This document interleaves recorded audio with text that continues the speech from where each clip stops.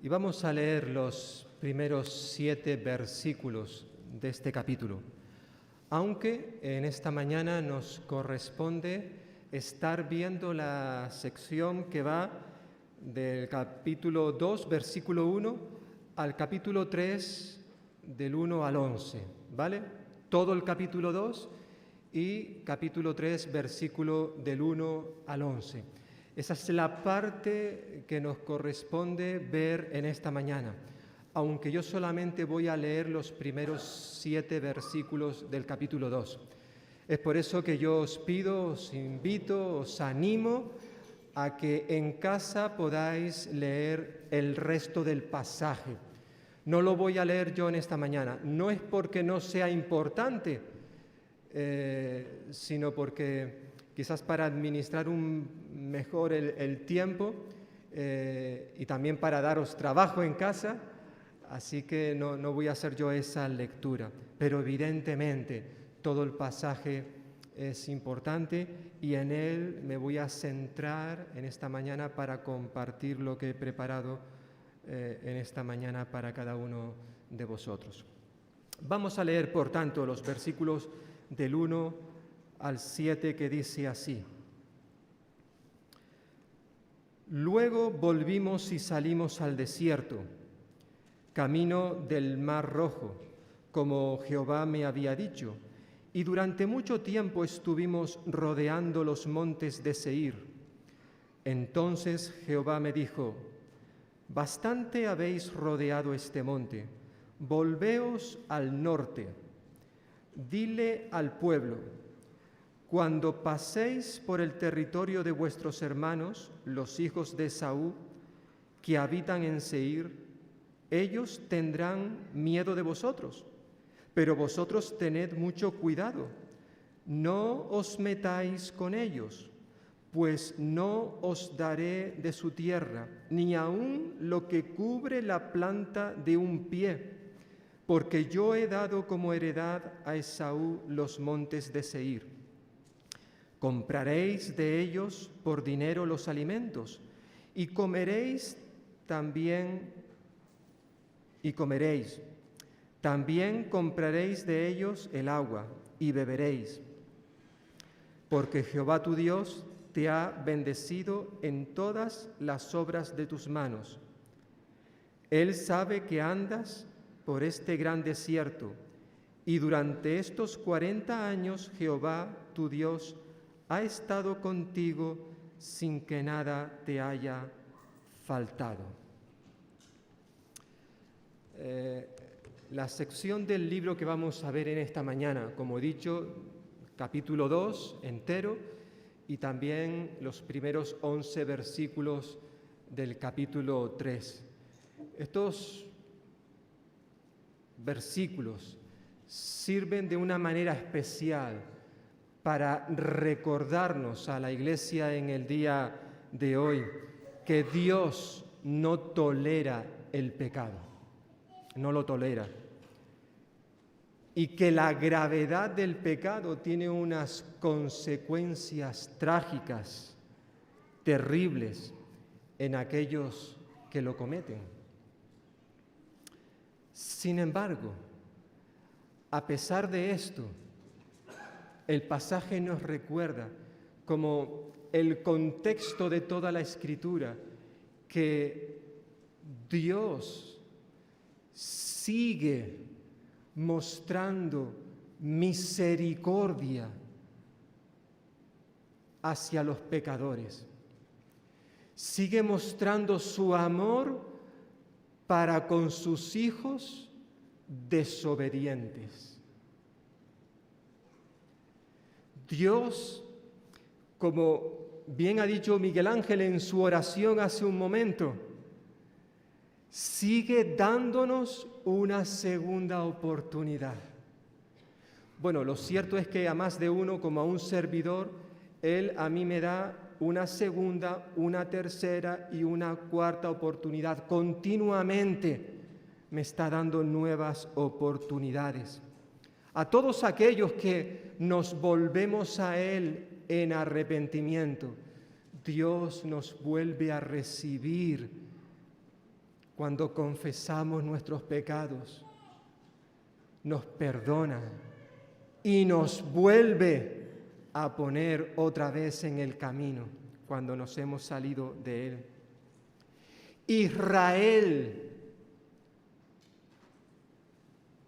por todo lo que ya habíamos visto en el capítulo 1, recordemos que los primeros 4 capítulos de Deuteronomio, Moisés está haciendo un repaso histórico de esos 40 años últimos del pueblo, desde que salieron del monte Horeb o el monte Sión, ¿vale?, hasta el momento actual. Está haciendo un repaso, está recogiendo aquellos momentos especiales de esos 40 años y los resume en los primeros 4 capítulos de este libro.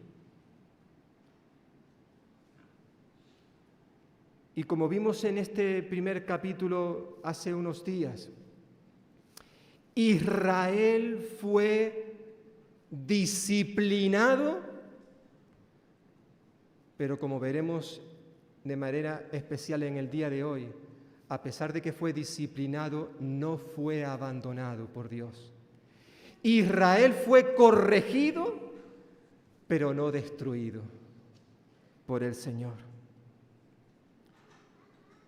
En el capítulo 1, en cierta forma se resume a un Israel desobediente y que debido a su desobediencia tuvo que experimentar la ira de Dios. Capítulo 1, versículo 34 al 40. Tuvieron que experimentar la humillación de ser derrotados en Horma, versículo 41 al 46. Y luego tuvieron que experimentar ese peregrinaje durante 40 años en el desierto. Como bien terminaba el capítulo 1, y que ahora al comenzar el capítulo 2, Moisés vuelve a recordar.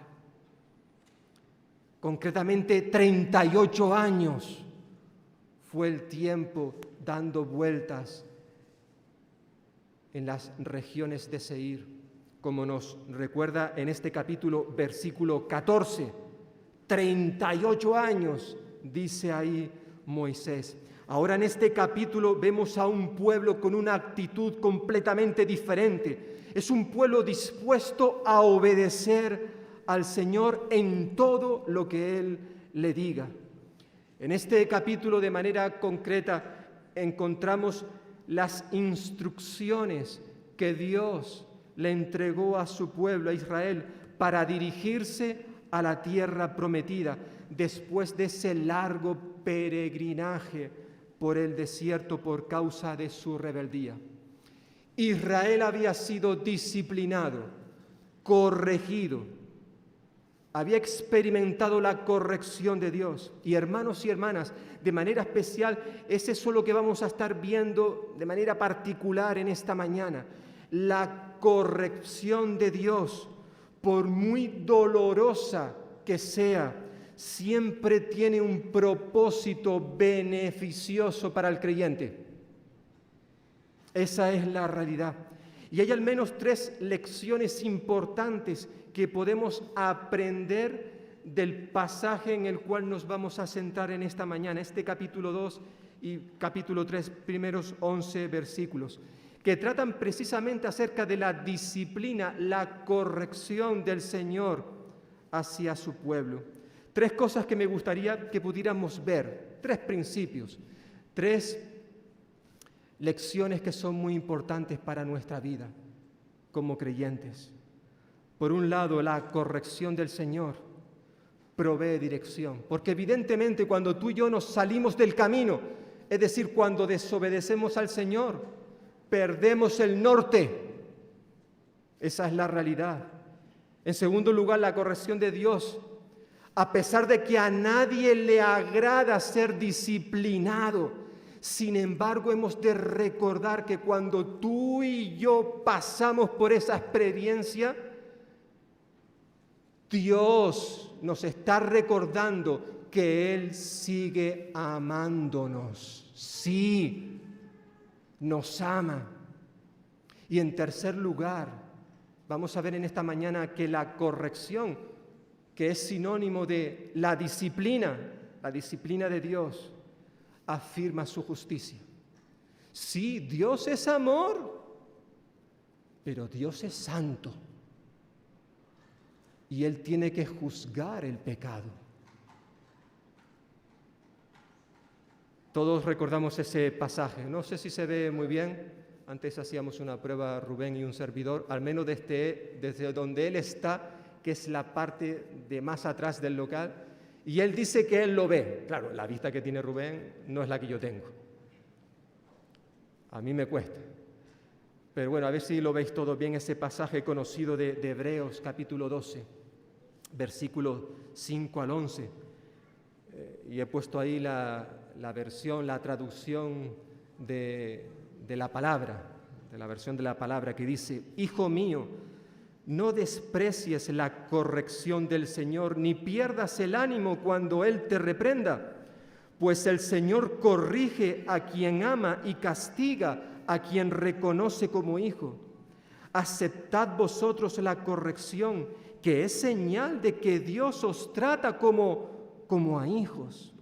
Además, si en la tierra hemos tenido unos padres que nos han corregido y sin embargo los hemos respetado, ¿no deberemos con mucha más razón someternos al Padre sobrenatural si queremos tener vida? Aquellos, los padres terrenales, en efecto, nos educaban según sus criterios para una vida corta.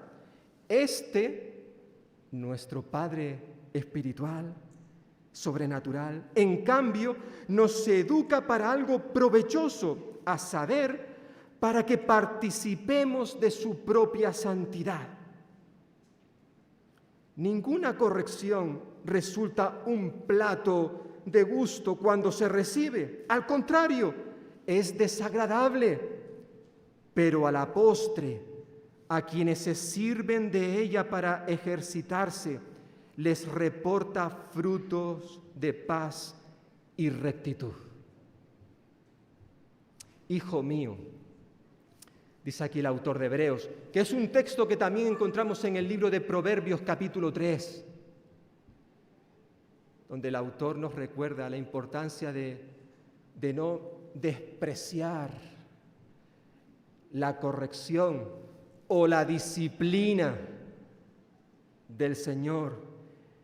Que no nos desanimemos cuando tenemos que pasar por esa experiencia,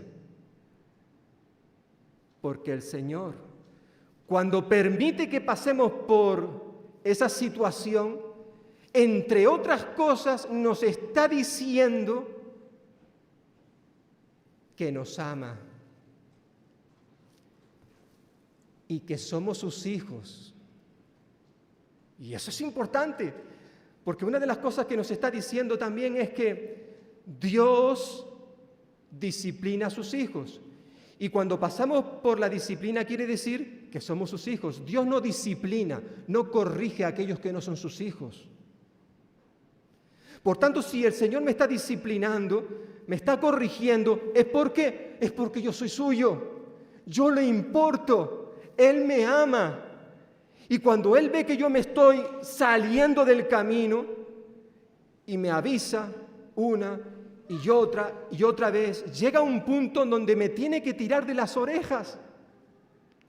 Muchos de los que estáis aquí sois padres y madres. Y yo estoy convencido de que amáis a vuestros hijos. Y algunos tenéis hijos que ya han crecido. Ya no tenéis autoridad sobre ellos.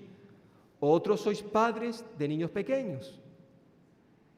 Y yo estoy convencido de que tanto aquellos que ya tenéis hijos mayores como los que tenéis hijos pequeños, amáis a vuestros hijos. Y cuando habéis tenido que disciplinarles, corregirles, eso no os ha gustado. Pero lo habéis tenido que hacer, ¿por qué?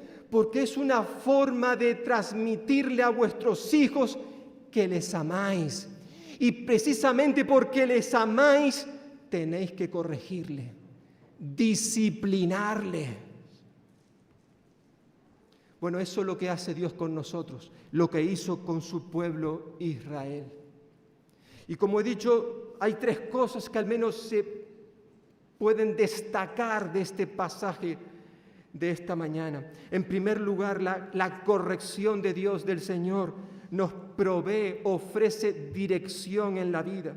Dice versículo 1 y 3, luego está haciendo referencia cuando en el capítulo anterior se nos ha dicho que el Señor les envió al desierto esos 40 años debido a que se rebelaron contra Él. Dice, luego volvimos y salimos al desierto, camino del Mar Rojo, como Jehová me había dicho.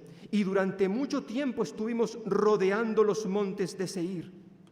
Entonces Jehová me dijo, bastante habéis rodeado este monte, volveos al norte. Es interesante con qué delicadeza Moisés expresa, declara el tiempo que habían estado dando vueltas en el desierto. Dice versículo 1, durante mucho tiempo estuvimos rodeando los montes de Seir. La Biblia de las Américas dice muchos días dando vueltas al monte. Esos muchos días, eso durante mucho tiempo hace referencia a 38 años, hemos dicho ya, versículo 14 que no hemos leído, ahí lo dice, 38 años. Y después de ese tiempo el Señor le ordena a Israel que se dirijan hacia el norte, en dirección a la tierra prometida. Ya habían muerto en el desierto durante esos 38, 40 años aproximadamente, ya habían muerto en el desierto toda esa generación de israelitas que se habían rebelado contra el Señor 40 años atrás en Cades Barnea, los que eran mayores de 20 años. Durante todo ese tiempo, Israel había estado dando vueltas en la región montañosa de Seir. Durante ese tiempo los israelitas no habían tenido una dirección clara debido a la mala generación, a la vieja generación desobediente. Ahora, sin embargo, hay una nueva generación, un nuevo pueblo que ha decidido obedecer a Dios. Y entonces, debido a esa actitud de obediencia, el GPS, el navegador, como esto que llevan los coches hoy en día, la mayoría de los coches modernos, ese mapa interactivo que ayuda al que conduce a ir a un lugar determinado, ¿verdad? Ahora ese GPS empieza a funcionar correctamente, dando la información detallada en cuanto a qué lugar ellos tienen que ir. El Señor les dice, versículo 3, bastante habéis rodeado este monte, volveos al norte. Hermanos y hermanas y amigos que me estáis escuchando en esta hora, lo mismo que le sucedió al pueblo de Israel sigue sucediendo en el día de hoy, tanto en tu vida como en mi vida. Cuando tú y yo decidimos desobedecer a Dios, porque es una decisión que tomamos de forma consciente y deliberada, cuando tú y yo decidimos desobedecer a Dios, perdemos el norte. Esa es la realidad. Nos salimos del camino, comenzamos a deambular, a dar vueltas por la vida sin saber a dónde vamos. Como el pueblo de Israel que estaban dando vueltas por allí, por la región de Seir. No sabían en qué dirección ir durante años y años. Qué pena, qué tristeza, ¿verdad? Pero eso ocurre también con tu vida y con mi vida. Cuando no estamos obedeciendo al Señor, cuando pensamos que mi camino es el correcto y no el camino que el Señor me ha dicho que he de caminar. Ya decía el autor de Proverbios capítulo 14, versículo 12, hay camino que al hombre le parece derecho, pero el fin de ese camino es camino de muerte. Esa es la realidad. Cuando tú y yo decidimos desobedecer a Dios, hay consecuencias. Nuestra vida empieza a caer en picado, es un descenso, como le pasó al profeta Jonás. Dios le dijo, te voy a dar una ruta para que tú vayas a un lugar concreto. Apúntalo ahí en el GPS. Nínive. Ese era el lugar, esa era la orden de Dios. Pero Jonás decidió ir en la dirección opuesta. Y nos dice la palabra de Dios que Jonás descendió a Jope. Eso es lo que ocurre en nuestra vida cuando decidimos desobedecer a Dios. Empezamos a descender en caída libre. Él descendió a Jope y luego descendió a un barco. Y en ese barco descendió al interior, a la bodega, a hallarse a dormir. Un poco más tarde vemos que lo cogen y lo tiran al mar. Desciende al mar y una vez que están en el mar pasa por ahí un pez, un gran pez que lo coge, se lo traga y lo lleva a las profundidades del mar. Su vida, mientras estaba en rebeldía con el Señor, fue cada vez más ir hacia abajo, un descenso. Así pasa con nosotros. Esa es la realidad. Perdemos el norte. Hasta que Jonás decidió confesar su pecado allí en las profundidades del mar. Cuando llegó al fondo, tristemente hasta que no llegamos, a veces hay personas que hasta que no llegan al fondo no se dan cuenta de la realidad. Él tuvo que llegar al fondo, a las profundidades. El hijo pródigo tuvo que llegar a los cerdos para darse cuenta de lo que había perdido.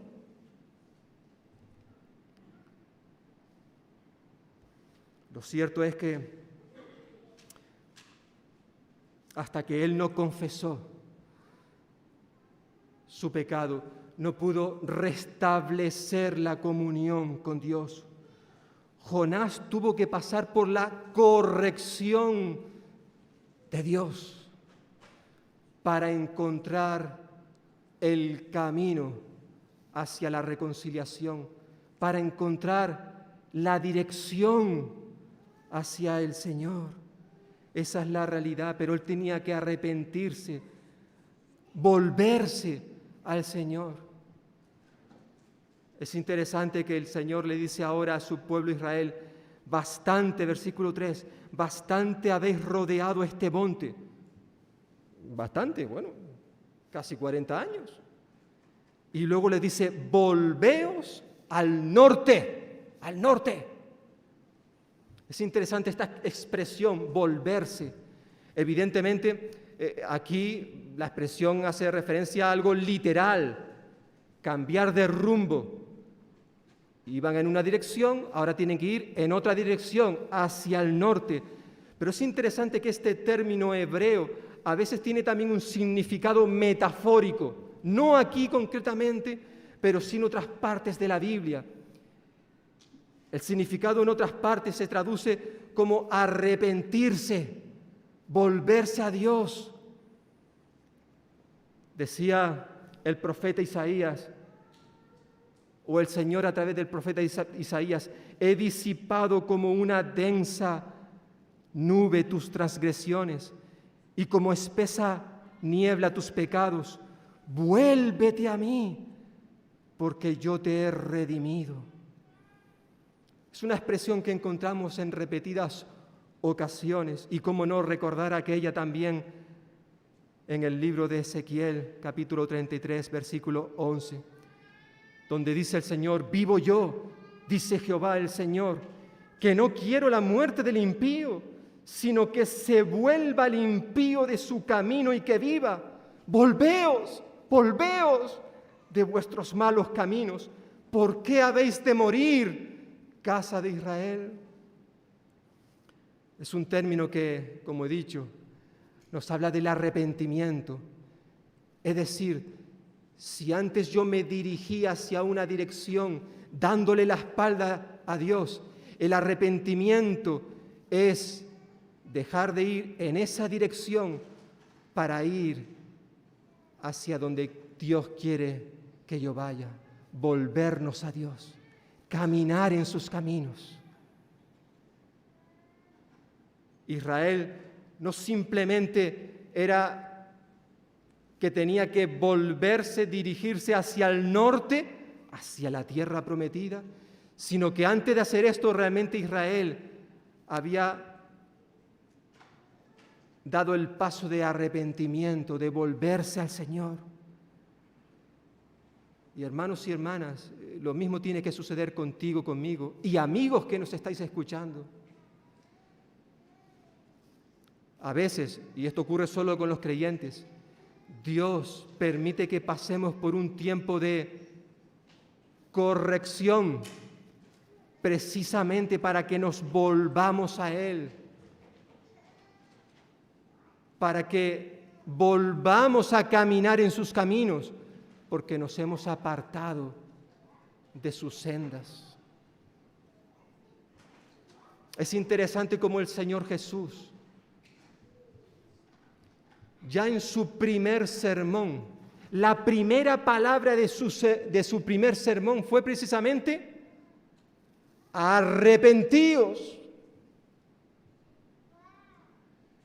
Arrepentíos y creed. Arrepentíos. El arrepentimiento era un tema reiterativo en todos los sermones públicos de Jesús. El Señor dijo: yo no he venido a llamar a justos, sino a pecadores al arrepentimiento. Y en el día de hoy el Señor sigue llamando a aquellos que no le conocen a que se vuelvan a Él, a que se arrepientan de sus pecados. Amigo y amiga, esto es un mensaje para ti. Jesús vino a buscarte a ti, porque tú eres un pecador y necesitas a un Salvador. Y si tú no te arrepientes de tus pecados, tú no podrás ser salvo. Pero hermano y hermana, esto también es para ti y para mí. Qué importante es que Dios nos discipline cuando tú y yo nos salimos del camino. Porque esa corrección nos ayuda precisamente a volver a la senda que el Señor nos ha trazado. Y por eso la disciplina es importante, necesaria para andar por los caminos del Señor. Volveos al norte. Volveos al norte. La disciplina, la corrección estaba haciendo su efecto. Pero antes de ponerse en marcha, el Señor les manda que en la ruta a la tierra a Canaán, ellos no podrían enfrentarse con 3 pueblos que habitaban en aquellas tierras, a este lado del Jordán. En los versículos 4 al 7 se hace referencia en primer lugar a los edomitas. Estos eran los descendientes de Esaú, quien fuera el hermano de Jacob, ¿verdad? En Génesis capítulo 25. Por tanto, si estos eran descendientes de Esaú, eran parientes de los israelitas, porque Esaú era hijo de Isaac, el cual era hijo de Abraham, por lo que tenían derecho de recibir una parte de la tierra como herencia. Por eso en estos versículos 4 al 7, el Señor les dice: mirad, vais a pasar por esta tierra, pero ni se os ocurra meteros con esta gente. Versículos 4 y 5. Dile al pueblo: cuando paséis por el territorio de vuestros hermanos, los hijos de Esaú, que habitan en Seir, ellos tendrán miedo de vosotros, pero vosotros tened mucho cuidado. No os metáis con ellos, pues no os daré de su tierra ni aun lo que cubre la planta de vuestro pie, porque yo he dado como heredad a Esaú los montes de Seir. Y es interesante que no solamente el Señor prohíbe a Israel que se metan con estos pobladores, sino hay dos pueblos más. Versículos 8 al 15. Allí el Señor da las mismas instrucciones para los moabitas. Y luego, versículos 16 al 25, también el Señor da las mismas instrucciones para el pueblo de los amonitas. Es decir, Israel no podía entrar en confrontación con ellos, debido a que ellos también eran parientes lejanos de los israelitas, porque los moabitas y los amonitas venían de Lot, los hijos de Lot, y Lot era sobrino de Abraham, y por tanto el Señor no permitió que el pueblo de Israel atacara a estas dos poblaciones. Lo cierto es que en este primer punto el Señor recuerda la importancia que tiene la corrección, la disciplina. Por eso ese pasaje que hemos leído al principio: hijo mío, no desprecies la corrección del Señor, no te desanimes, porque esa corrección tiene un propósito, Lo cierto es que, en segundo lugar, también la corrección de Dios revela su amor, el amor de Dios, que se manifiesta de muchas maneras.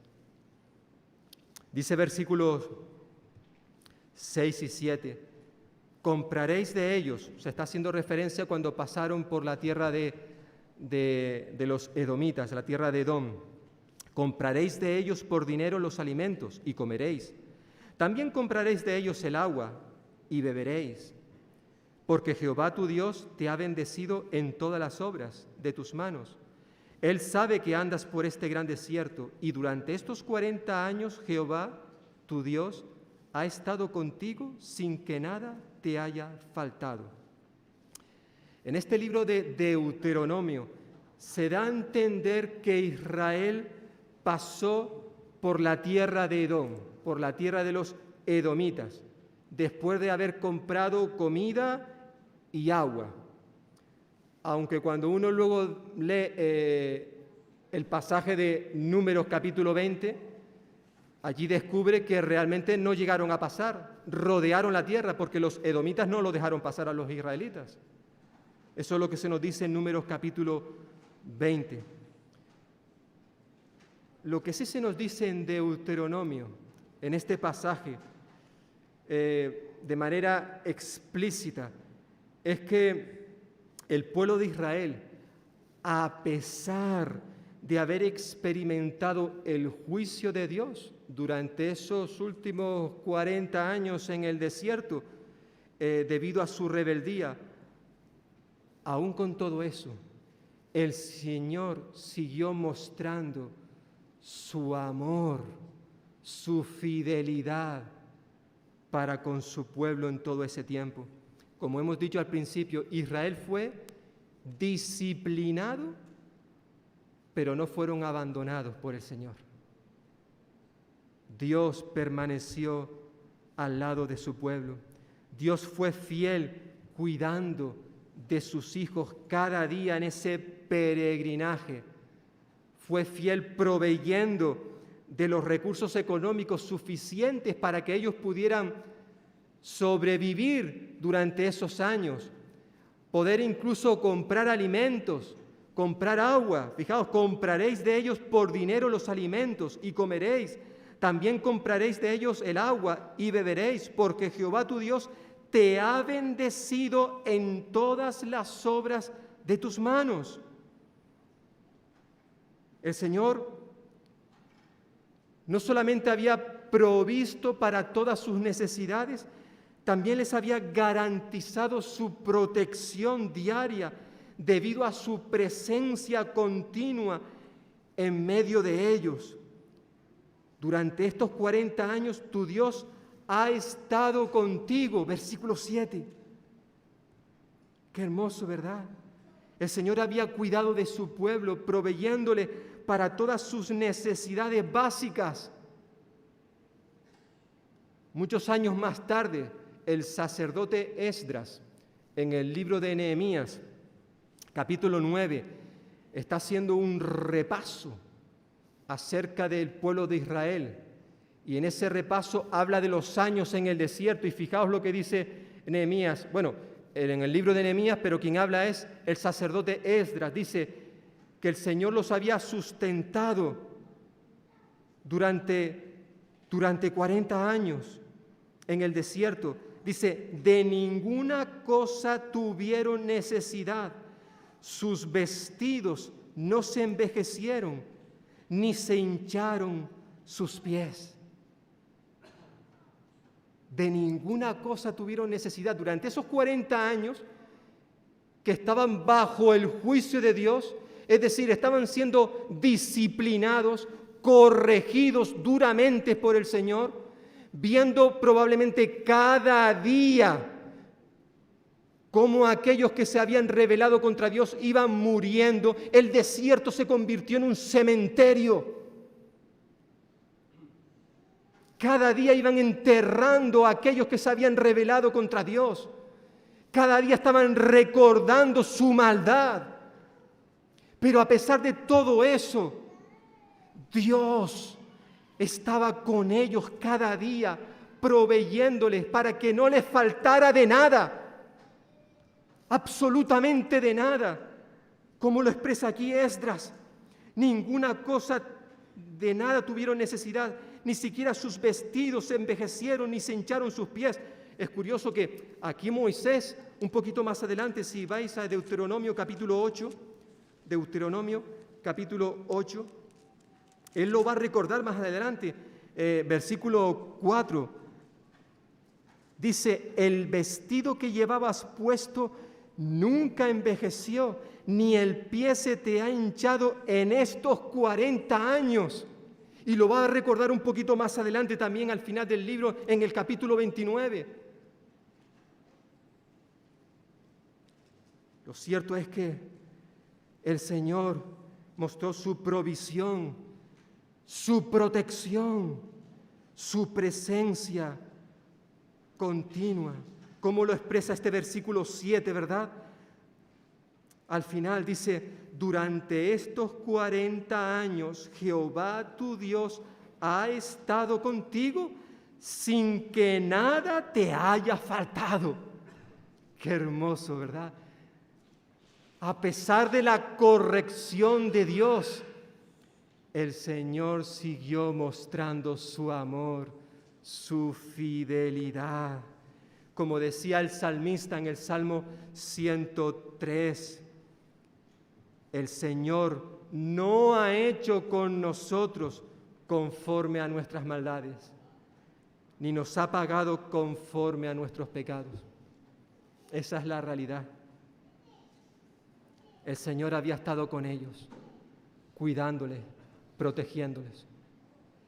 Quizás uno de los que mejores han expresado esta realidad fue el rey David, en el que quizás es el salmo más conocido de él y de toda la Biblia, el Salmo 23.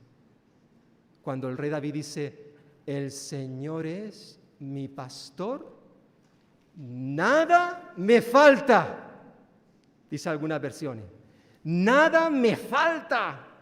¿Por qué? Porque el Señor es mi pastor y por tanto Él me provee de pastos abundantes, de ríos de aguas frescas.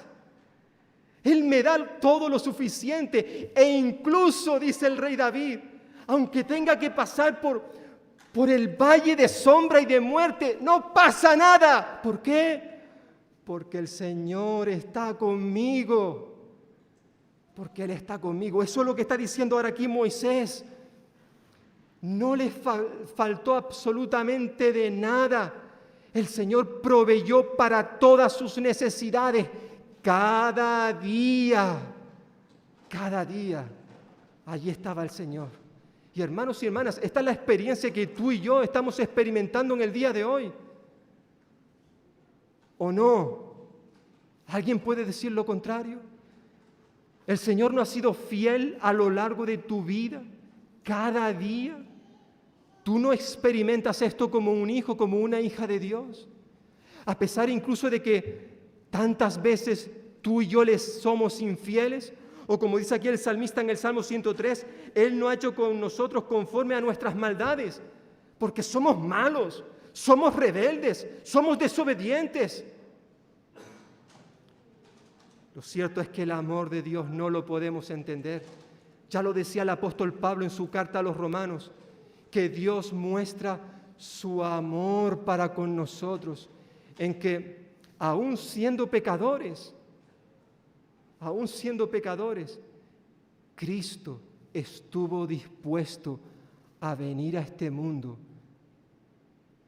para ocupar tu lugar y mi lugar en la cruz del Calvario. Aún siendo pecadores, Él murió por ti y por mí. Por eso dice Pablo, mas Dios muestra su amor. ¿De qué manera? De esta. Lo cierto es que el Señor estaba dándole una nueva oportunidad al pueblo de Israel, mostrándoles, revelándoles su amor. Sí, en medio de la corrección, sí. Hijo mío, no desprecies la corrección del Señor, porque el Señor a quien ama, corrige. Dios amaba a su pueblo. Con amor eterno te he amado.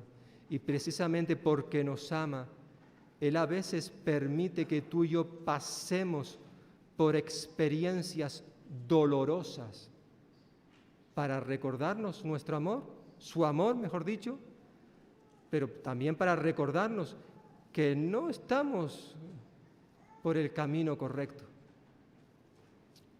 Es verdad que las pruebas que el Señor envía a nuestra vida, pues muchas veces no sabemos el porqué de esas pruebas.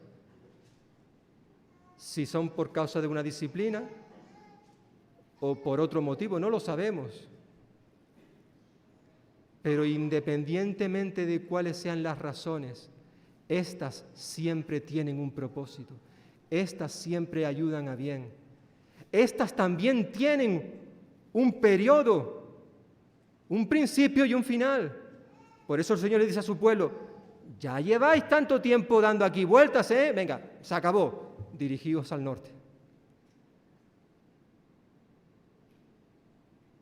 El Señor también nos recuerda a través de su palabra que no nos ha sobrevenido ninguna prueba que no sea humana. Es una prueba terrenal que vamos a poder superar, pero fiel es Dios, que no nos dejará ser probados. Y da igual por qué haya venido la prueba.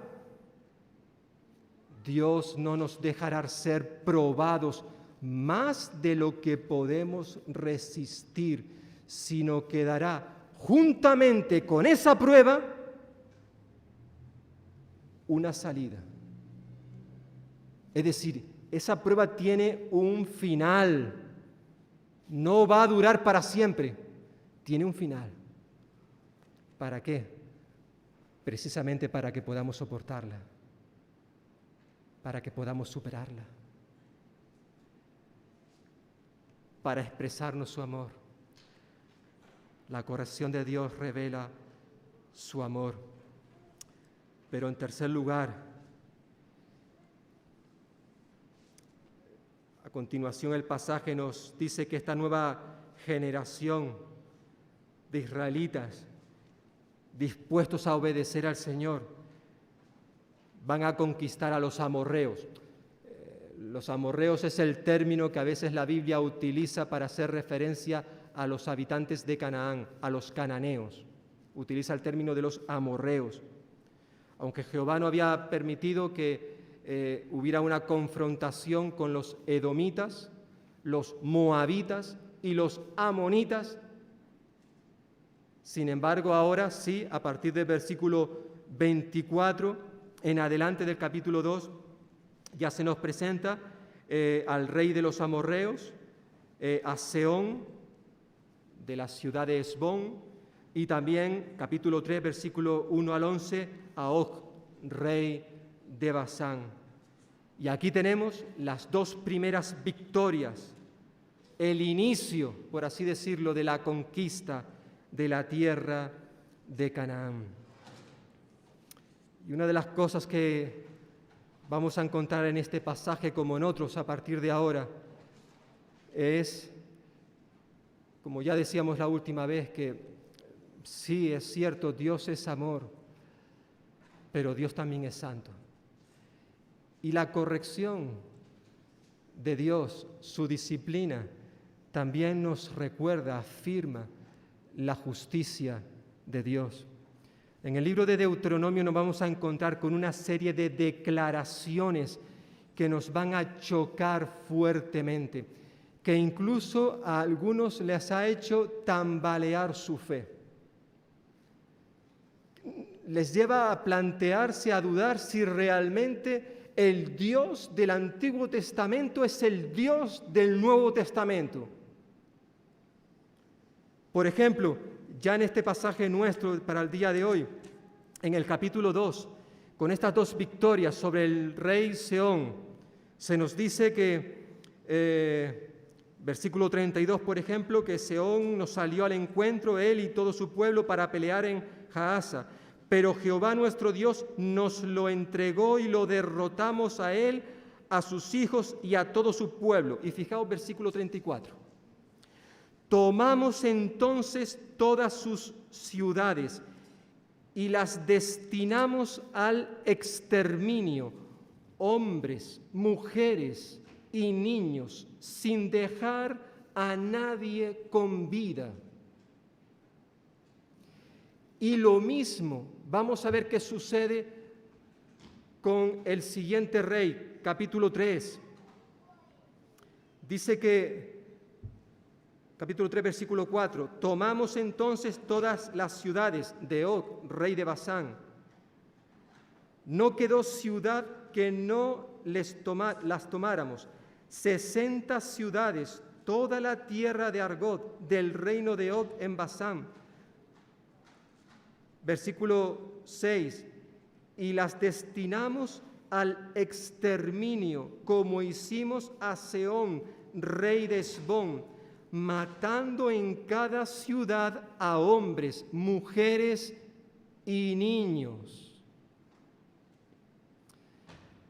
Lo cierto es que cuando uno lee pasajes como estos, y vamos a seguir leyendo algunos más,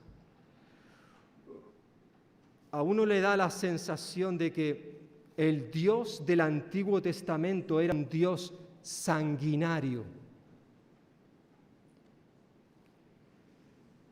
Uno se pregunta, ¿cómo es posible que el Dios que buscaba el exterminio de tantos hombres y mujeres en estas dos poblaciones al menos, de Hesbón y Basán, cómo es posible que este Dios del cual hemos estado diciendo que es un Dios de amor, un Dios de misericordia, en la introducción a nuestro estudio ponemos Deuteronomio, un mensaje de gracia y amor. Sin embargo,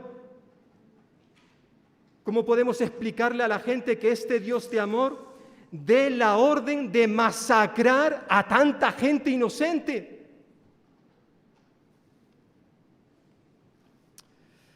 Bueno, aunque es cierto que en la Biblia se nos recuerda que nuestro Dios es un Dios soberano y que Él no tiene por qué darnos explicaciones del por qué hace las cosas. Lo cierto es que en las propias Escrituras, en la Biblia, se nos responde muchas veces a preguntas difíciles como las que hemos planteado en esta mañana. En el libro de Génesis, por ejemplo, ya Abraham había descrito a Dios como el juez justo de toda la tierra. Y él había dicho, el juez de toda la tierra ¿no ha de hacer lo que es justo? Génesis 18, 25. Y esto él lo dijo en el contexto del juicio y la destrucción de las ciudades de Sodoma y Gomorra. Una historia que yo creo que todos conocemos, ¿verdad? Ciudades que fueron destruidas, como nos dice la palabra del Señor allí en Génesis capítulo 18, debido a que su pecado se había agravado en extremo. Nos dice la Escritura. El juicio de Dios vino sobre aquellas dos ciudades y fueron destruidas por completo. Nos dice la Escritura en Génesis capítulo 19 que llovió azufre y fuego. Una descripción que es difícil de entender, pero que básicamente nos habla del juicio de Dios sobre aquellas dos ciudades que fueron destruidas completamente. Bueno, en cierta manera, lo que ocurrió a los moradores de la tierra de Canaán fue lo mismo. El mandamiento de Dios fue una manera de afirmar la justicia de Dios. Los cananeos fueron un pueblo sumamente depravado e inmoral desde hacía mucho tiempo. Ya el Señor le había dicho a Abraham, o le había hablado a Abraham de la magnitud de la maldad de aquella gente. Incluso le había dicho a Abraham que aún no había llegado hasta el colmo la maldad de aquella población, dando a entender que todavía había esperanza de arrepentimiento. Allí en Génesis capítulo 15, versículo 16, ya Abraham había visitado la tierra de Canaán y el Señor le había dicho: y tus descendientes volverán acá en la 4ª generación, porque hasta entonces no habrá llegado a su colmo la maldad del amorreo. Algunas de las prácticas abominables de los amorreos era que en el nombre de la religión ellos practicaban la prostitución ritual y el sacrificio de los niños, entre otras cosas. Fijaos un poquito más adelante aquí en Deuteronomio capítulo 12, algunas de las advertencias que el Señor le hace a su pueblo Israel en cuanto a la tierra que van a conquistar. Deuteronomio capítulo 12, versículo 31. Entre otras advertencias le dice el Señor, 12:31, no harás así a Jehová tu Dios, porque todas las cosas abominables que Jehová aborrece, las hicieron ellos a sus dioses, es decir, los que habitaban en la tierra de Canaán, pues aún a sus hijos y a sus hijas quemaban al fuego en honor a sus dioses. Un poquito más adelante, el capítulo 18 de Deuteronomio. Más amonestaciones en cuanto a las costumbres que se hacían allí en Canaán. Versículo 9. Cuando entres en la tierra que Jehová tu Dios te da, no aprenderás a hacer según las abominaciones de aquellas naciones. No sea hallado en ti quien haga pasar a su hijo o a su hija por el fuego, ni quien practique adivinación, ni agorero, ni sortílego, ni hechicero, ni encantador, ni adivino, ni mago, ni quien consulte a los muertos, porque es abominable para Jehová cualquiera que hace estas cosas. Y por estas cosas abominables Jehová tu Dios expulsa a estas naciones de tu presencia. Una y otra vez el Señor va a estar advirtiendo a su pueblo de cuidado con hacer las cosas que estas naciones han estado practicando, haciendo a lo largo de los años. Tristemente, Israel no hizo caso, porque con el tiempo Israel también practicó muchas de estas cosas. Y no solamente el pueblo, sino hasta sus propios líderes. Hubieron reyes, tanto en Israel como en Judá, que sacrificaron, quemaron a sus propios hijos. Esto lo dice la Escritura. Tremendo, tremendo. Lo que Dios le había dicho, no hagáis, ellos hicieron. Ellos hicieron. Esa es la realidad. Por eso, en cierta forma, estos mandamientos de entrar en estas ciudades y destruirlo todo, era una forma de expresar, de comunicar el juicio, la justicia de Dios. El pecado no se puede tomar a la ligera. Y en cierta forma, todo esto servía para advertir de manera clara a Israel que si ellos hacían lo mismo, pues también a ellos les iba a suceder lo que les sucedió al pueblo de Canaán. También serían expulsados, que fue lo que sucedió años más tarde. Israel también al final fueron echados de la tierra, llevados al exilio por los asirios primero, luego por los babilonios. Esa es la realidad. El pecado, la desobediencia trae consecuencias trágicas. Ni siquiera el pueblo de Israel se iban a ir de rositas.